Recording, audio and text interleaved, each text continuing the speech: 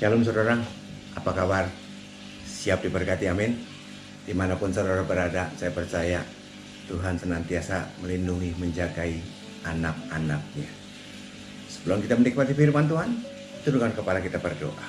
Terima kasih Bapak, kembali kesempatan demi kesempatan Kau berikan kepada setiap kami untuk kami boleh mendalami, untuk boleh mengerti. Bimbing setiap kami Tuhan, tuntun setiap kami Bapak.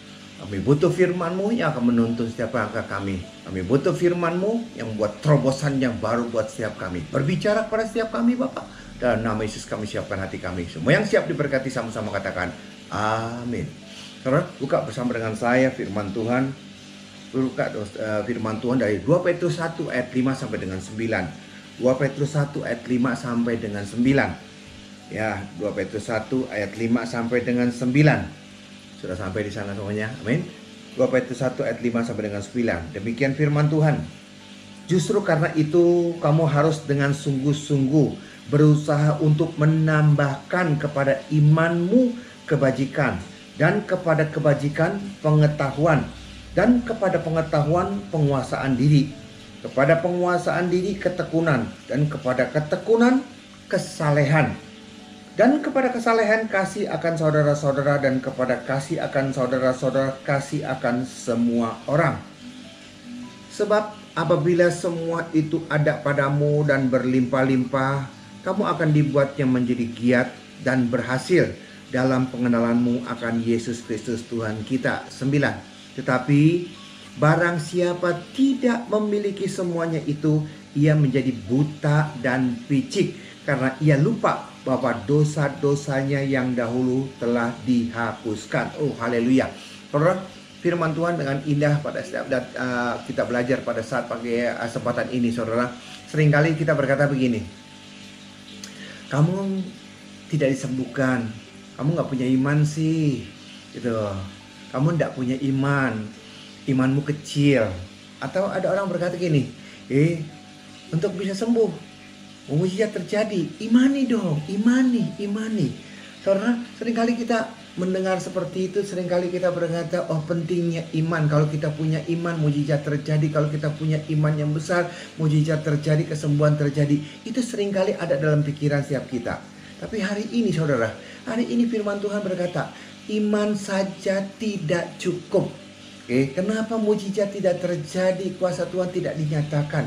Saudara, karena iman saja tidak cukup, harus ditambahkan.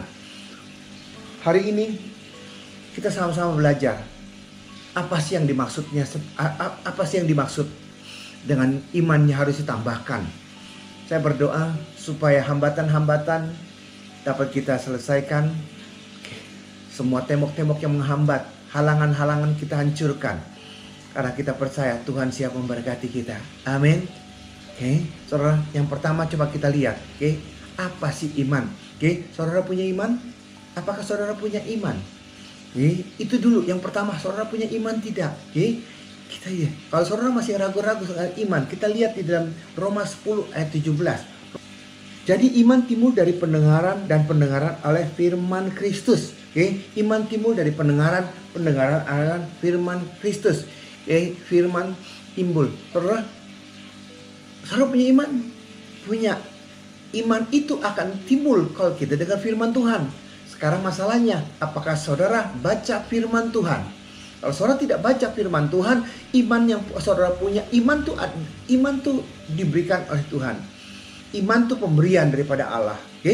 Iman diberikan Tuhan, dan iman yang kita diberikan itu baru akan timbul kalau kita baca firman Tuhan. Ini terjadi. Jadi kalau saudara tidak baca firman Tuhan, iman itu tidak timbul. Contohnya begini saudara. Saudara anak orang kaya. Saudara anak orang kaya. Saudara punya iman seperti itu.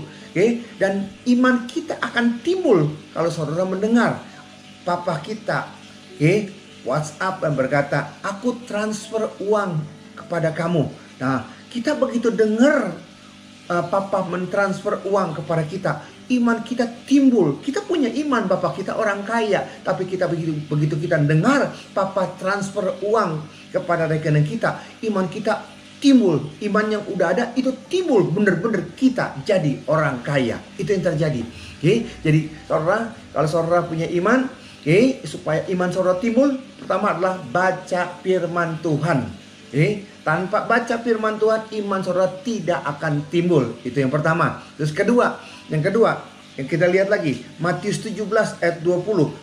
Firman-Nya berkata, Ia berkata kepada mereka, karena kamu kurang percaya, sebab aku berkata kepadamu, sesungguhnya sekiranya kamu mempunyai iman sebesar biji sesawi saja, kamu dapat berkata kepada gunung ini untuk pindah tempat ini ke sana, maka gunung itu akan pindah dan tidak ada yang mustahil bagimu. Saudara, firman Tuhan coba digaris bawahi yang ini.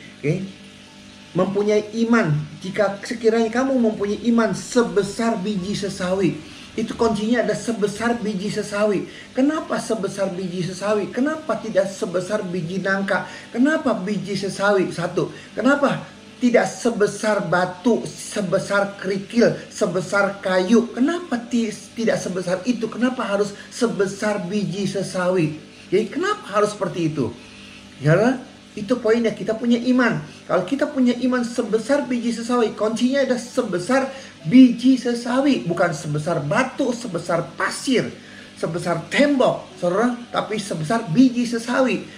Apa biji sesawi? Kita lihat dalam Matius 13 ayat 31 32.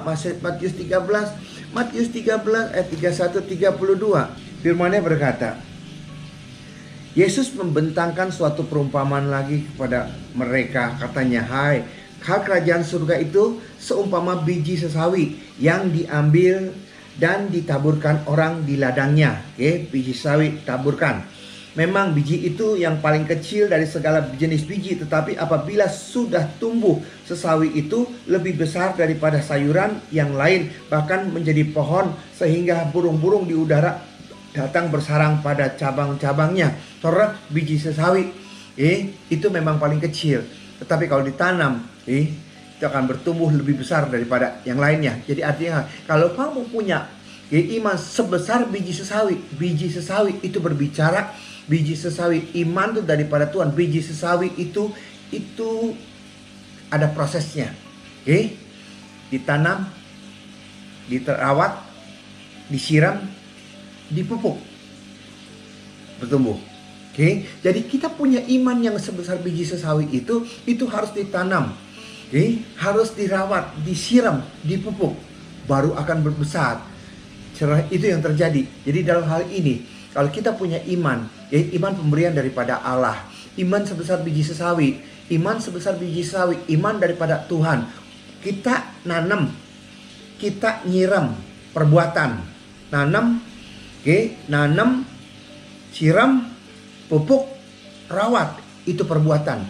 Iman tanpa perbuatan tidak akan bertumbuh, tidak akan besar. Itu poinnya. Jadi sekarang yang paling penting, yang kesimpulannya seperti ini. Saudara, itu simbol seperti ini. Kalau kita punya iman, harus ditambahkan. Makanya ayat 8 dan 9, ayat 8 dan 9 kita lihat, kita harus tambahkan di situ ayat 8-nya. Sebab apabila semuanya itu ada padamu dengan berlimpah-limpah, kamu akan dibuatnya menjadi giat dan berhasil dalam pengenalanmu akan Yesus Kristus Tuhan kita. Kalau kita punya itu semua, apa itu semua, saudara? Menambahkan kepada iman kebajikan pengetahuan, penguasaan diri ketekunan, kepada ketekunan kesalehan, kepada kesalehan kasih akan saudara-saudara, dan kepada kasih akan saudara-saudara kasih akan semua orang. Itu harus ditambahkan. Jadi iman ditambahkan dengan itu. Jadi kalau kita simpulkan, iman ditambahkan dengan perbuatan. Firman Tuhan berkata, iman tanpa perbuatan pada hakikatnya yes. Itu yang terjadi. Saudara, kalau saudara tidak menambahkannya, lihat ayat ke-9. Tetapi barang siapa tidak memiliki semuanya itu, yaitu menambahkan tadi semuanya, ia menjadi buta picik karena ia lupa bahwa dosa-dosanya yang dahulu telah dihapuskan. Jadi dengan kata lain, kita harus menambahkan iman kita dan kebajikan, kesalahan, segala penguasaan diri, ketekunan. Saudara, kalau kita tidak nambahkan, kita seperti orang buta dan picik. Itu yang terjadi. kita mulai berkata, siapa yang buta di sini? Apakah orang buta benar-benar yang dimaksud? Apakah yang dimaksud dengan buta di sini? Kita pelajari dulu semua saudara, nanti baru kita terangkan. Oke, Markus 8 ayat 18, Markus 8 ayat 18 sampai dengan 19. Markus 8 18 sampai dengan 19. 8 ayat 18 sampai dengan 19. Kamu mempunyai mata, tidakkah kamu melihat? Kamu mempunyai telinga, tidakkah kamu mendengar? Tidakkah kamu ingat lagi pada waktu aku memecahkan roti, 5 roti untuk 5.000 orang itu? Berapa bakul penuh potongan-potongan dari roti kamu kumpulkan? Jawab mereka, 12 bakul. Saudara, inilah yang disebutkan. Punya mata, tidak melihat. Punya telinga, tidak mengerti, mendengar. Itu saudara, ini terjadi. Kenapa sih punya mata tapi tidak bisa melihat? Saudara, dia murid-muridnya melihat. Murid-muridnya melihat Yesus memecahkan roti, 5 ketut roti, 2 ekor ikan. Mereka melihat, tapi mereka nggak ngerti apa yang mereka lihat itu. Jadi buang-buang waktu saja. Sama juga mereka nggak melihat apa-apa. Karena apa? Karena mereka tidak dapat belajar daripada apa yang mereka lihat. Mereka cuma lihat, tapi nothing, seperti itu aja. Saudara, ini yang terjadi. Kalau kita mau diberkati, tambahkan dengan perbuatan, bukan sekedar iman saja, tapi tambahkan perbuatan di situ. Tanpa perbuatan, cuman iman saja, saudara, kau tidak pernah akan bisa melihat kuasa Tuhan dinyatakan. Itu yang terjadi. Saudara, berapa banyak kita di sini? Berapa banyak kita di sini? Ibaratnya seperti ini, saudara. Iman tanpa perbuatan ibaratnya seperti ini. Punya mata tapi tidak mengerti, punya telinga tapi tidak mendengar apa yang saudara, itu yang terjadi. Kenapa bisa terjadi seperti itu? Saudara, ibaratnya ada semut mati di kubangan gula. Kan mestinya kan dia tidak mati. Tapi kenapa dia mati? Karena dia kurang pengetahuan. Karena dia kurang pengetahuan. Itulah yang terjadi. Kalau saja dia mau mengerti itu semua, kalau saja dia sadar, dia akan bisa melewati semuanya. Dia akan sukses dan berhasil luar biasa. Contoh seperti ini. Kalau saya pernah lihat satu film seperti ini. Ada singa, atau harimau. Harimau dia dapat kijang. Santapannya dia dapat buruannya kijang. Begitu dia dapat kijang di situ, tiba-tiba ada itu anjing hutan, rase, serigala, ada serigalanya gerombolan, saudara, serigalanya gerombolan di sini. Begitu dia mau makan, serigala datang, dia serang, begitu dia serang ke sono, makanannya direbut sama serigala yang sono, dia ke sono lagi, ke sana lagi, bulak-balik ke sana, dibulak-balikin seperti itu. Akhirnya, singanya itu capek, lelah, cuman dan akhirnya dia sendiri pun jadi santapan daripada si serigala. Saudara, apa maknanya daripada ini? Padahal dia memiliki segala sesuatu karena keserakahan tadi. Karena tidak mau berbagi di situ. Akhirnya bukan saja dia tidak bisa menikmati makanan, dia sendiri menjadi santapan serigala-serigala yang lapar, yang buas dan ganas seperti itu. Kita lihat contohnya. Dalam Alkitab. Dalam Lukas 29. Tetapi ia menjawab ayahnya. Katanya, telah bertahun-tahun aku melayani Bapa dan belum pernah aku melanggar perintah Bapa. Tetapi kepadaku belum pernah Bapa memberikan seekor anak kambing untuk bersukacita dengan sahabat-sahabatku. Tetapi baru saja datang anak Bapa yang telah memboroskan harta kekayaan Bapa bersama-sama dengan pelacur-pelacur. Maka Bapa menyembelih anak lembu tambun itu untuk dia. Kata ayahnya kepadanya, anakku, engkau selalu bersama-sama dengan aku, dan segala kepunyaanku adalah kepunyaanmu. Kita patut bersukacita dan bergembira karena adikmu mati dan menjadi hidup kembali. Ia telah hilang dan didapati kembali. Saudara, ini yang terjadi. Inilah yang dimaksud. Tambahkan imanmu. Tambahkan imanmu, saudara. Tambahkan imanmu kebajikan. Dan kepada kebajikan, pengetahuan, dan kepada pengetahuan penguasaan diri. Karena kita tidak punya pengetahuan, tidak bisa menguasai diri, akhirnya kita tidak bisa menikmati berkat. Seorang si sulung, adiknya datang, sudah habis uangnya buat foya-foya. Dia kembali datang, kemudian dipestain sama bapaknya. Si sulung marah-marah. Dia berkata, "Bapak, aku ada di sini. Aku belum pernah menikmati." Bapaknya berkata apa? "Milikku dan milikmu." Itulah karena ketidakpengetahuannya dia. Karena ketidakpengetahuannya dia. Dia ada di sana, dia di tempat sumber berkat itu, dia punya semua. Saudara, anak cuma 2, yang satu sudah terima warisan. Itu semuanya itu milik dia. Tetapi masalahnya itu milik dia, tapi dia nggak sadar bahwa itu milik dia. Dia merasa itu bukan milik dia. Jadi dia tetap seperti orang miskin. Itulah yang terjadi. Ada semut mati di kubangan gula. Ya, dia tidak tahu itu gula. Tapi kenapa dia mati kelaparan di sana? Sama juga si sulung. Dia di tengah-tengah, dia punya harta luar biasa. Warisan tinggal buat dia aja semuanya. Tapi dia merasa miskin di sana. Kenapa? Kurang pengetahuan diri. Itulah dia. Saudara, makanya kita harus menambahkan di sini. Saya ingat seperti ini, saudara. Bukan saya ingat, ada jemaat seperti ini, saudara. Dia punya tambang emas ratusan hektar, surat-suratnya komplit. Memang ada emas di sana. Tetapi ironisnya, dia datang sama saya dan berkata, "Pak, saya punya utang." Saya berpikir tadinya dia punya utang karena usaha bisnis. Tapi dia katakan, dia punya utang. Kemudian usahanya apa? Tambang emas. Apakah sudah bisa produksi? Semuanya udah komplit. Semuanya data-data bornya semua komplit, surat-surat legalitas semua komplit. Nah, terus kenapa? Emasnya banyak, surat-suratnya komplit, segala sesuatunya komplit semuanya.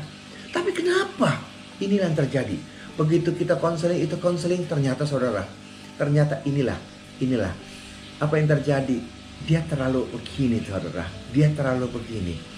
Dia merasa dia punya bargaining, dia merasa dia punya templahan emas, dia merasa dia tuh segala-galanya. Jadi dia banyak ngatur dan dia tidak mau orang lain untung. Jadi sedemikian punya aturan mainnya, sedemikian rupa sehingga memberatkan orang lain gitu loh, saudara. Sampai saya berkata, "Bu, nyesel ya, sayang ya, ibarat ibu ke restoran, makanan sudah ada di sana, siap saji, ibu cuma bisa ngeliat telan ludah, semua itu makanan capcay, puyong, hai siong, babi hong, semuanya itu sudah siap di sana. Tapi ironisnya ibu cuma bisa ngeliat telan ludah saja, dan ibu tidak bisa mencicipi, padahal itu kan milik ibu." Kenapa ibu begitu ketat? Kenapa ibu begitu keras membuat peraturan-peraturan? Biarkanlah. Dia berkata, "Oh, enaknya dia kan nggak ngerti, dia nggak tahu ininya seperti ini, Bu." Sampai sekarang dengan apa yang ibu inginkan, apa yang terjadi? Untuk bayar listrik saja ibu tidak sanggup. Kalau orang-orang biasa tidak bisa bayar listrik itu umum, tapi ibu yang punya lahan emas 100 hektaran, 200 hektaran itu, ibu yang punya lahan emas yang segitu banyaknya, tapi ibu bisa bayar listrik aja tidak mampu, tidak sanggup bayar. Sehingga ibu harus pinjaman kiri kanan hanya untuk mencukupi, hanya untuk supaya bisa jalan. Coba ibu pikir. Dengan ibu keras hati seperti ini, dengan ibu tidak bisa rendah hati untuk kita berbagi, oke lah, kasih mereka untuk untung juga. ada 100 hektar. Mungkin 10 hektar yang pertama ibu mungkin agak sedikit berkurang untungnya. Tidak apa-apa. Yang penting kan itu jalan lancar, ibu punya modal. Kalau kesananya ibu punya modal cukup, ya udah ibu jalan sendiri. Ibu bisa lepasin. Ada beratusan hektar, Bu. Sampai saya katakan seperti itu, saya berkata itulah yang terjadi. Kita punya, tetapi kita tidak bisa menikmati. Karena apa? Kita tidak punya kerendahan hati, tidak pernah menambahkan iman kita sebagaimana firman Tuhan ayat 8, iman, tambahkanlah imanmu itu kebajikan, tambahkanlah imanmu itu pengetahuan, tambahkanlah imanmu itu penguasaan diri, pada penguasaan diri ketekunan, tambahkan itu semua, maka kita akan bisa melihat bagaimana luar biasanya. Saudara, ironis sekali kan? Kita yang punya Tuhan yang luar biasa, tetapi kita tidak ditolong sama Tuhan karena kita cuma punya iman, kita tidak punya perbuatan. Tambahkan itu semua, maka kau akan melihat bagaimana penyertaan Tuhan luar biasa menyertai. Amin. Kita lihat lagi di dalam Lukas 18 ayat 22. Lukas 18 ayat 22. Mendengar itu, Yesus berkata kepadanya, masih tinggal satu hal lagi yang harus kau lakukan. Jualah segala yang kau miliki dan bagi-bagikanlah itu kepada orang-orang miskin, maka engkau akan beroleh harta di surga. Kemudian datanglah kemari dan ikutlah aku. Lihat, ini orang kaya. Apa yang harus aku lakukan, Tuhan? Jangan ini. Sudah aku lakukan dari masa mudaku. Oh, tinggal satu lagi. Jual hartamu, berikan kepada orang miskin. Orang kaya itu tidak bisa. Kenapa? Saudara, inilah dia tidak dapat berkat yang luar biasa karena dia tidak punya perbuatan. Perbuatannya Tuhan berkata, berikan itu kepada orang miskin. Jual dan berikan orang miskin. Karena sepintas dia, karena kekurangan pengetahuannya dia, sehingga dia berkata gini, aduh, kalau saya miskin, saya bagaimana hidup? Makan perlu uang, rumah perlu uang, segala sesuatu perlu uang. Kalau sampai saya jual semua dan saya tidak punya apa-apa, bagaimana saya bisa hidup? Karena kurang pengetahuan, dia tidak diberkati. Padahal saudara, di dalam ayat 29 dan 30, apakah benar Tuhan mau dia miskin? Apakah Tuhan benar mau nyiksa dia? Lihat ayat 29 dan 30, karena dia kurang pengetahuan, dia tidak mengerti dan tidak baca dia. Lihat ayat 29, kata Yesus kepada mereka, aku berkata kepadamu, sesungguhnya setiap orang yang karena kerajaan Allah meninggalkan rumahnya, istrinya, saudaranya, orang tuanya, atau anak-anaknya, akan menerima kembali lipat kali ganda pada masa ini juga. Dan pada zaman yang akan datang, ia akan menerima hidup yang kekal. Lihat, bukan saja dia diberkati, di dunia ini lipat kali ganda. Pada hari kekekalan nanti, dia dapat hidup kekal, diselamatkan. Saudara, ini yang terjadi. Kenapa? Karena kurang pengetahuan. Kita punya iman, tetapi kita punya iman melaksanakan segala sesuatu apa yang Tuhan perintahkan, tetapi pelaksanaannya itu, saudara, kalau kita tidak pernah mau melangkah karena kurang pengetahuan kita, akibatnya kita gagal. Oleh karena itu hari ini saudara, kalau saudara berkata saudara punya iman, saya berkata, apakah ada perbuatan di situ? Tambahkan imanmu dengan perbuatan-perbuatan. Maka kau akan mendapat berkat Allah yang luar biasa. Iman tanpa perbuatan pada hakikatnya adalah mati. Oleh karena itu jangan menjadi orang yang bodoh. Jangan menjadi orang yang bodoh. Kita perlu hikmat Tuhan. Kita perlu hikmat Tuhan untuk hidup yang kekal. Kita perlu hikmat Tuhan untuk diberkati luar biasa. Ada amin? Saya berdoa dimanapun saudara berada, kiranya berkat Tuhan tercurah menyertai memberkati. Bukan saja kita beriman, tetapi kita menikmati iman kita. Tundukkan kepala, kita berdoa. Terima kasih Bapak. Pada kesempatan ini Tuhan, kami boleh diajar tentang iman. Pada dasarnya iman adalah pemberian daripadamu Bapak. Supaya iman kami timbul, kami harus mendengar firman Tuhan. Seringkali kami mau iman memindahkan gunung, tetapi kami malas untuk membaca firman Tuhan. Hari ini kami diingatkan, iman kita akan timbul kalau kita membaca firman Tuhan. Dan firman Tuhan, iman itu dan ditambahkan dengan perbuatan-perbuatan, maka iman itu akan menjadi nyata seperti apa yang kita harapkan. Terima kasih Bapak. Berkati jemaatmu, kalau mereka kekurangan iman, Tuhan Kau tambahkan iman mereka dengan perbuatan-perbuatan yang ajaib, sehingga mereka bisa menikmati kuasa Tuhan yang luar biasa di dalam nama Yesus. Dimanapun mereka berada, apapun keadaan mereka, biarlah Tuhan menyertai mereka senantiasa. Berkati negara kami Tuhan, Presiden, Wakil Presiden, Gubernur, dokter, suster, dan semua jajaran sampai yang terendah. Kiranya berkat Tuhan menyertai memberkati mereka. Saudara, karena ada saudara dan saya yang berdoa untuk negara kita, maka Tuhan akan menjawab, Tuhan akan meluputkan, Tuhan akan memulihkan ekonomi, dan nama Tuhan dimuliakan. Terima kasih Bapak untuk firman-Mu luar biasa. Semua yang sudah diberkati, sama-sama katakan amin. Demikian saudara firman Tuhan. Sampai jumpa dalam sesi yang akan datang. Tuhan Yesus memberkati saudara. Amin. Shalom.